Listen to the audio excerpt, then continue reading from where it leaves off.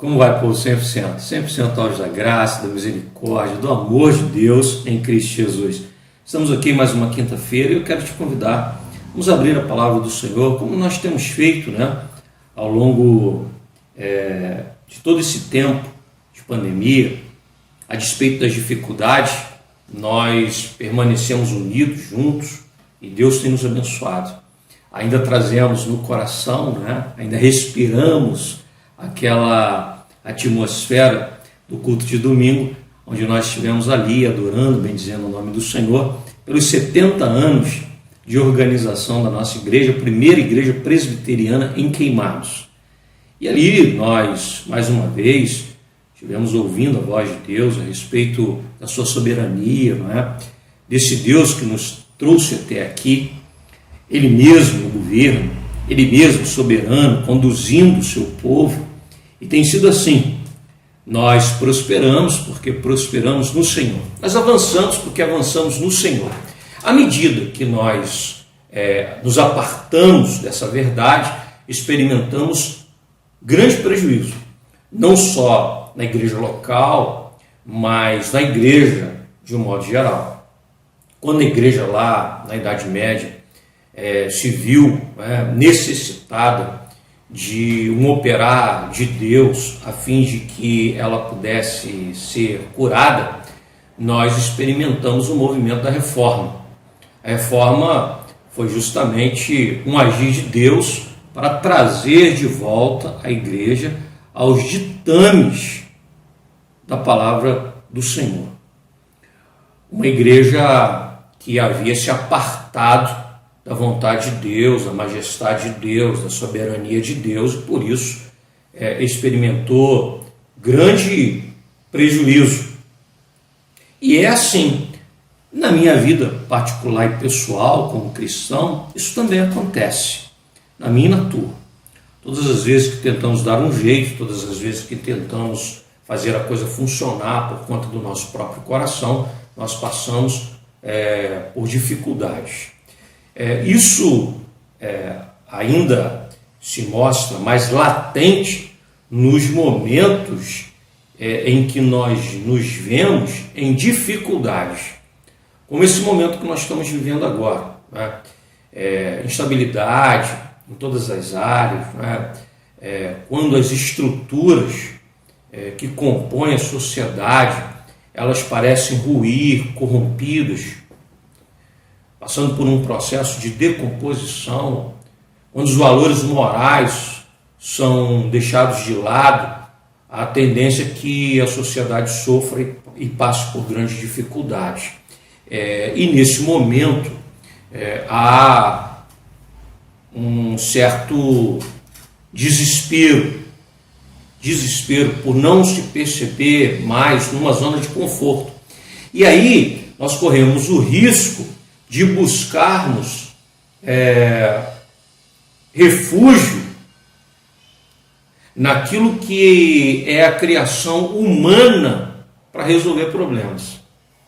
Aqui, no texto que nós vamos ler essa noite, de Isaías está profetizando para o depois do cativeiro da Babilônia. Depois do povo ter experimentado o cativeiro da Babilônia, depois do povo ter experimentado uma derrocada para o inimigo forte e poderoso, e experimentou o braço de Nabucodonosor marchando sobre Jerusalém, com os seus pés de ferro.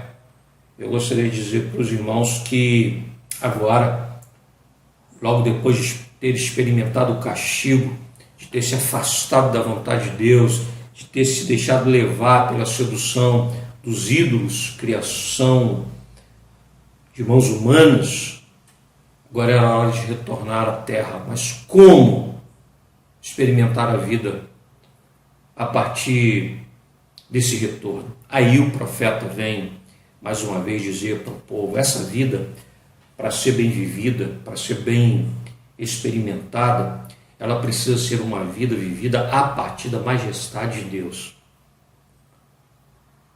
E eu queria dizer para os irmãos que nesse momento que nós estamos passando agora, nós precisamos ter a nossa mente guardada para não enfermarmos, porque há muitos enfermos na mente por conta desse sentimento de insegurança que paira sobre a sociedade de modo geral. As estruturas não dão conta, elas não deram conta, e não deram conta só aqui no Brasil, não deram conta no mundo inteiro, né? Para a mente não enfermar, a gente precisa ter essa mente bem guardada, né? O nosso coração no Senhor. E essa é a proposta do profeta. Vamos ler a palavra do Senhor? Eu quero te convidar. Lá no capítulo 40, a partir do verso 12, escreveu assim o profeta: quem na concha de sua mão mediu as águas e tomou a medida dos céus a palmos? Quem recolheu na terça parte de um efa o pó da terra e pesou os montes em romana e os outeiros em balança de precisão? Quem guiou o Espírito do Senhor? Ou com seu conselheiro o ensinou? Com quem tomou ele conselho para que lhe desse compreensão? Quem o instruiu na vereda do juízo e lhe ensinou sabedoria e lhe mostrou o caminho de entendimento? Eis que as nações são consideradas por ele como um pingo que cai de um balde e como um grão de pó na balança. As ilhas são como pó fino que se levanta. Nem todo o Líbano basta para queimar, nem os seus animais para um holocausto. Todas as nações são perante ele como coisas que não é nada. Ele as considera menos do que nada, como um vácuo. Com quem comparareis a Deus? Ou que coisa semelhante confrontareis com ele? O artífice funde a imagem, e o ourives a cobre de ouro, e cadeias de prata forja para ela. O sacerdote idólatra escolhe madeira que não se corrompe e busca um artífice perito para assentar uma imagem esculpida que não oscile. Acaso não sabeis? Porventura não ouvis? Não vos tenho sido anunciado desde o princípio? Ou não atentastes para os fundamentos da terra?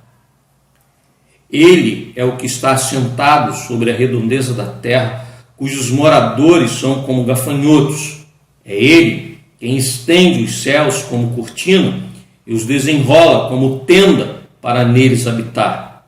É ele quem reduz a nada os príncipes e torna em nulidade o juízo da terra. Mal foram plantados e semeados, mal se arraigou na terra, o seu tronco já se seca, quando um sopro passa por eles e uma tempestade os leva como palha. A quem, pois, me comparareis para que eu lhe seja igual? Diz o santo. Levantai ao alto os olhos e vede. Quem criou essas coisas? Aquele que faz sair o seu exército de estrelas, todas bem contadas, as quais ele chama pelo nome, por ser ele grande em força e forte em poder, nenhuma só vem a faltar. Porque, pois, dizes, ó Jacó, e falas, ó Israel, o meu caminho está encoberto ao Senhor, e o meu direito passa despercebido ao meu Deus. Não sabes, não ouvistes, que o eterno Deus, o Senhor, o Criador dos fins da terra, nem se cansa, nem se fatiga? Não se pode esquadrinhar o seu entendimento. Faz forte ao cansado e multiplica as forças ao que não tem nenhum vigor. Os jovens se cansam e se fatigam. Os moços de exaustos caem. Mas os que esperam no Senhor renovam as suas forças, sobem com asas como águias, correm e não se cansam, caminham e não se fatigam. Oremos. Senhor nosso Deus, Agora, nesse instante, meu Pai, mais uma vez, depois de nós ouvirmos a Tua palavra, nós te pedimos, Senhor, que Teu Espírito Santo nos ilumine, a fim de que possamos extrair da Tua palavra mensagem para a nossa vida. É a oração que nós fazemos em nome de Jesus. Amém, Senhor. Pois bem, irmãos, Isaías, então, agora ele fala ao povo para que o povo não cometesse o mesmo erro de outrora, que o povo não vacilasse no caminho, que o povo não se esquecesse daquilo que era primordial, que ele não se perdesse na trajetória, que ele não negociasse os princípios inegociáveis da sua própria relação com Deus. Bom, no momento de dificuldades, e esses momentos iriam aparecer no decorrer da história do povo, o povo deveria se lembrar que o Senhor mesmo, o majestoso, o glorioso, ele, o soberano, está no controle. E no momento da dificuldade nós precisamos entender e precisamos estender os nossos olhos para além de nós mesmos, para não incorrermos no erro de tentarmos fabricar soluções para os nossos problemas a partir do nosso próprio entendimento, da nossa própria condição. Para que não possamos colocar diante do Senhor aquilo que está posto aqui no versículo 27. E o profeta, então, ele questiona o povo. Por que a postura diante do Senhor? Ele diz assim: por que, pois, dizes, ó Jacó, e falas, ó Israel, o meu caminho está encoberto ao Senhor e o meu direito passa despercebido ao meu Deus? No momento de dificuldade, nós podemos olhar e podemos dizer de novo, como o povo dizia no passado, isso é do coração humano: por que estamos passando por isso que estamos passando? Por que parece que Deus está distraído, despercebido a respeito da nossa dor, do nosso sofrimento, da nossa angústia?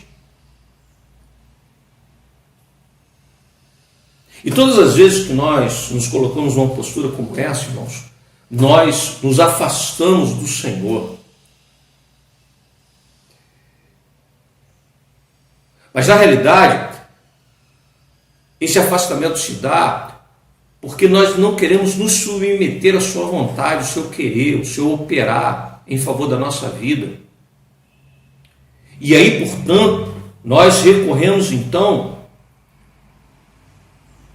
àquele caminho que aos nossos olhos parece ser o mais fácil, o mais correto. E aí colocamos todo o nosso suor, toda a transpiração, todo o nosso choro, nós colocamos até o nosso sangue para que esse projeto funcione, acreditando piamente que ele possa funcionar. Isso é da natureza humana, né? Quando nós vemos lá o relato da Torre de Babel, é disso que nós estamos falando. O homem que ergue uma torre para si a partir do seu próprio operar. Esse projeto que está no teu bolso e está no bolso de cada um de nós, de tentar dar um jeito, de tentar fazer da nossa forma, de fecharmos os olhos para Deus, de nos apartarmos daquilo que o Senhor tem para nós. Esse é o grande risco, né? E aí nós somos levados a criarmos ídolos, porque quando nos afastamos da presença do Senhor, então criamos ídolos que sejam a nossa imagem e semelhança, porque nós só conhecemos aquilo que é o nosso próprio coração, a nossa própria vontade, o nosso próprio querer. Todas as vezes que a igreja ela se aparta da palavra de Deus, da vontade de Deus, ela sofre grande prejuízo. Quando nós vemos lá o movimento da reforma, ali na Idade Média, quando a igreja se afasta totalmente daquilo que é preceito, aquilo que o Senhor mesmo estabelece na sua palavra, e não considerando a palavra, a igreja caminha segundo a sua força, segundo o seu entendimento, nós percebemos que Deus mesmo levanta homens para que pudessem trazer de volta à igreja a senda correta, o caminho, a pregação genuína do Evangelho da salvação. Porque o próprio João Calvino, ele fala que o coração humano é uma usina, né, que fabrica ídolos. Então não adianta você tentar destruir os ídolos, você precisa tratar o coração. Você vira um iconoclasta, um destruidor de ídolos, e se esquece que essa fábrica que é o coração humano, ela continua a todo vapor fabricando ídolos de novo. E é disso que a gente precisa cuidar. E o único que pode resolver esse problema do coração corrompido, como diz o profeta Jeremias, terrivelmente tomado por essa enfermidade, é o próprio Deus. É nele que nós precisamos confiar. Precisamos plantar, arraigar a nossa vida, como aquela árvore plantada junto a ribeiro. Esses são os que confiam no Senhor. Agora, essa criação de ídolos, né, a gente precisa entender que ela se dá das mais várias formas, né, e a gente experimenta isso até com respeito a ideologias políticas, né, tanto para a esquerda quanto para a direita, e a gente experimentou isso na história da humanidade. Se a gente pensar historicamente, muito recentemente, né, as experiências do extremismo de esquerda na antiga União Soviética, no regime de Stalin, e aquele regime opressor, né, levado às últimas consequências, o terror, a morte, onde não há espaço para a misericórdia, para o amor, para o diálogo, para o entendimento. Porque se acreditava piamente que aquela era a solução, então se fará qualquer coisa. Por isso eu digo, toda lágrima, todo suor, todo sangue, tudo sacrificado no altar desse ídolo. Por outro lado, a ideia, né, para o lado da direita extrema, né, do fascismo na Itália, do nazismo na Alemanha, né? Quando a gente pensa sobre tudo isso e o que isso representa, o stalinismo, o nazismo com Hitler, né, Mussolini na Itália, a gente precisa pensar que é o povo ansiando por uma solução, né? E aí a gente pode dizer assim, mas esse anseio pode ser legítimo, mas se ele é canalizado na direção errada, vai dar em tragédia. Não tenha dúvida. Vai dar em prisões na Sibéria, vai dar em campos de concentração na Alemanha.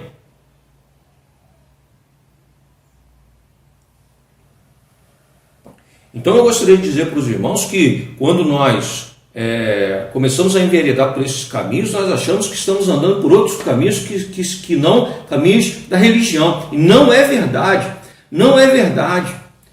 Em todas essas doutrinas há um quê de religiosidade, de fé. E por isso essa entrega total. Esse desejo de fazer com que aquilo dê certo a qualquer custo.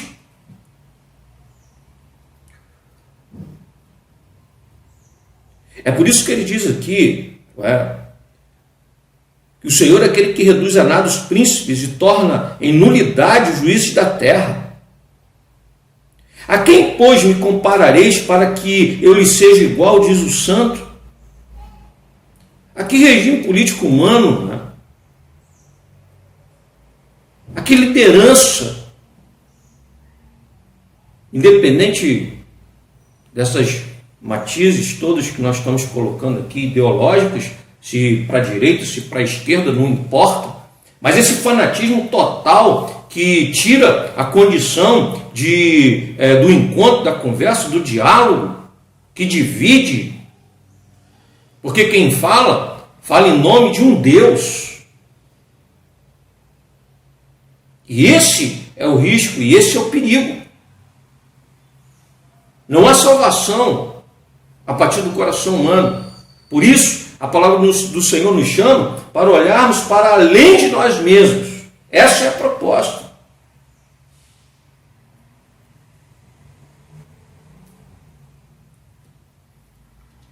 Aí ele diz assim, no momento da insatisfação, no momento que nós nos percebemos cansados, sem nenhum vigor, desanimados, não podemos ceder à tentação de fabricarmos ídolos e sacrificarmos tudo diante desses altares.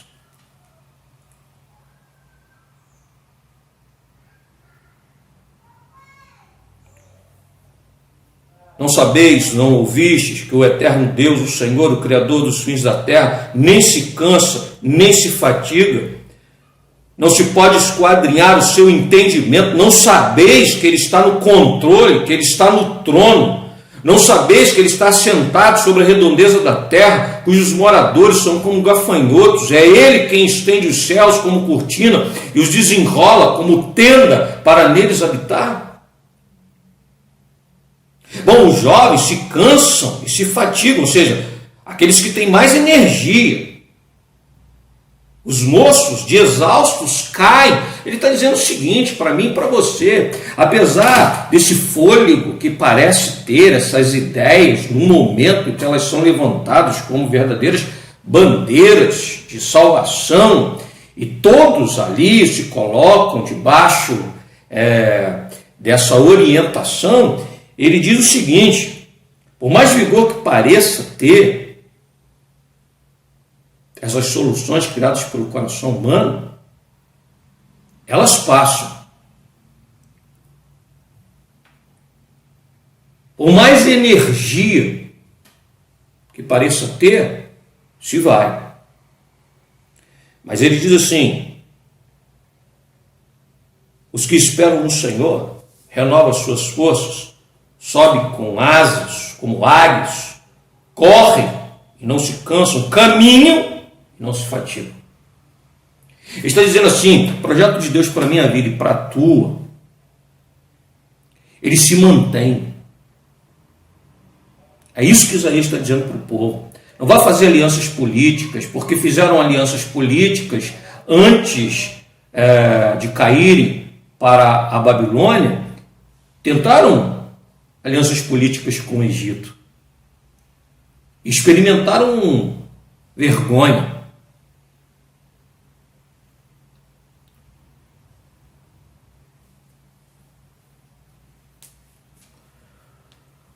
Porque tentaram se relacionar bem com os povos ali fronteiriços, e aí começaram a praticar também as mesmas coisas, inclusive a idolatria. Os jovens se cansam e se fatigam, os moços de exaustos caem. Mas os que esperam no Senhor renovam as suas forças, sobem com asas como águias. Quer dizer, o Senhor nos dá esse vigor, é Ele que nos dá esse vigor, a águia que voa, né? Sobre todas essas coisas.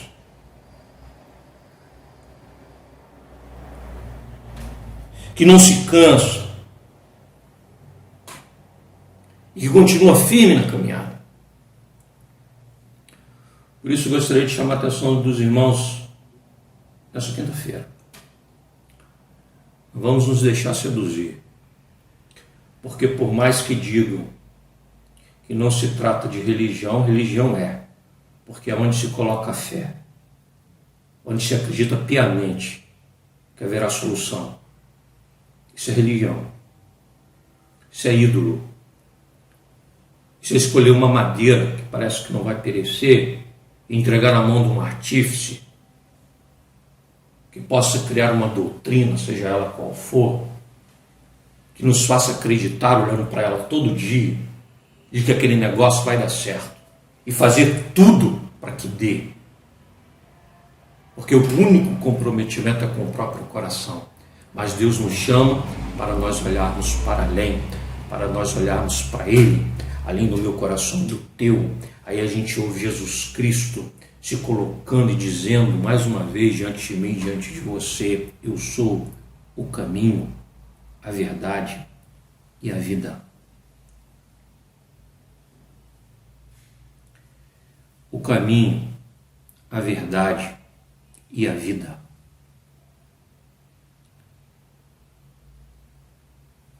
E é nessa rocha que nós estamos firmados. E novamente é isso que nós confessamos. E é isso de novo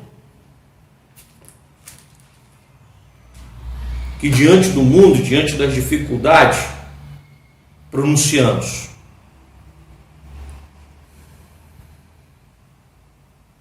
E utilizando o versículo 11 desse mesmo capítulo,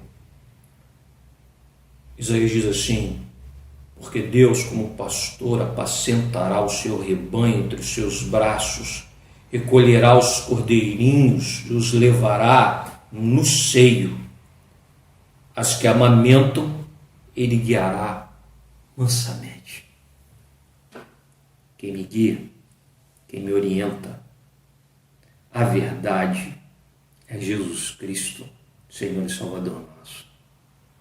Lá na doxologia, no final da carta do escritor aos Hebreus, texto da mensagem do último domingo, ele nos apresenta a Jesus Cristo como o bom pastor, em quem nós descansamos. Teu coração está aflito? Guarda o teu coração. De todas as coisas que você deve guardar, guarda o teu coração. Mas aonde? No seio, nos braços, no colo de Cristo Jesus. E assim experimentaremos a paz que excede todo entendimento. E assim caminharemos seguros. E assim, como o povo de Deus, estaremos sempre caminhando. E as nossas forças vão se renovando a partir do operar dele mesmo. Por quê? Porque nós olhamos para além de nós mesmos. Que Deus nos abençoe. Que Deus continue a tratar o nosso coração.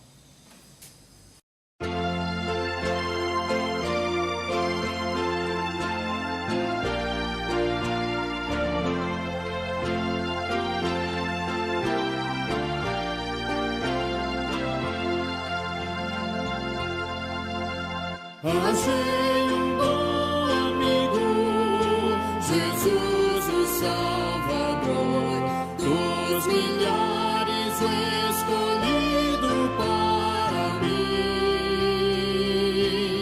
Ele é a luz do mundo, o forte mediador, que me purifica e guarda até ao fim. Consolador, amador, meu protetor do mal, ele pode dar alívio ao meu pesar.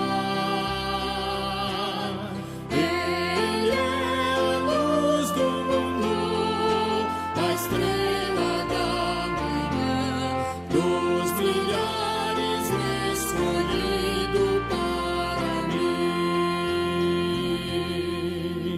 Levou minhas dores todas, as mágoas lhe entreguei. Nele tenho firme abrigo em tentação. Deixei por ele tudo, os ídolos queimei. Ele fez-me puro e santo coração.